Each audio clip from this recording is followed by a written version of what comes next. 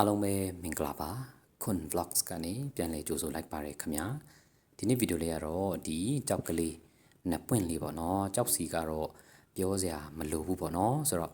ဒီကျွန်တော်တို့လက်ပေါ်မှာတင်လိုက်ရင်တော့ကာလာကတော့မဆိုးဘူးလို့ပြောလို့ရတယ်ဒါပေမဲ့ကျွန်တော်ဘန်းပေါ်ပနာပေါ်တင်လိုက်တဲ့အခါကျရင်ဒီကြောက်လေးနှစ်ပွင့်ကဒီအတခံလေးဝါသွားတယ်ပေါ့နော်အဲ့တော့ကြောက်သေးမှာလည်းကျွန်တော်တို့ဒီ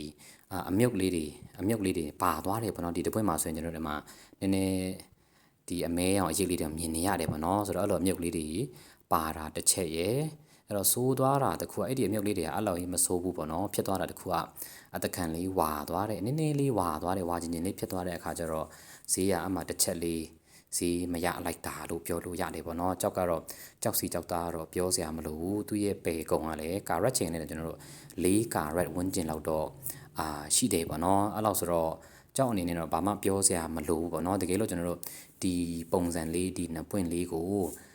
ကာလာလေးကလည်းနည်းနည်းဖြူလေးဖြစ်နေတယ်ဆိုရင်တော့ဈေးကတော့ကောင်းမှာပဲပေါ့နော်အခုဒီပုံစံတိုင်းကျွန်တော်တို့တိုက်ကြည့်တဲ့အခါကျတော့ဈေးက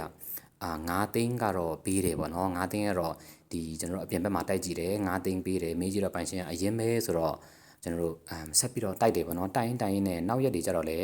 9သိန်းပဲပြန်ပေးတယ်9သိန်းပြန်ပေးတဲ့ခါကျတော့ပိုင်ရှင်ပြန်မေးကြည့်တော့ပိုင်ရှင်က9သိန်းဆိုရင်တော့ရောင်းလိုက်တော့မယ်တဲ့ကြောက်ကိုလည်းတားကြီးမကြိုက်လို့ပေါ့နော်ဆိုတော့ပွဲခါတော့ရှုံးမှာလို့တော့ပြောတယ်ပေါ့နော်အဲ့ဒါနဲ့9သိန်းကိုရောင်းလိုက်တာပေါ့နော်9သိန်းရောင်းလိုက်တော့ဟိုဘက်ကဝယ်တဲ့ကုန်တယ်ကပွဲကျွန်တော် lucky အနေနဲ့1000ထည့်ပေးတယ်ပိုင်ရှင်ဘက်က2000ခွဲပွဲခပေးတယ်ပေါ့နော်အဲ့တော့ပိုင်ရှင်ဘက်ကအနေနဲ့ဆိုရင်တော့ကြောက်ကအရင်ပဲပြန်ရတယ်ဆိုတော့ပွဲခတော့ရှုံးသွားတယ်ပေါ့နော်ကြောက်ကလည်းခုနပြောသလို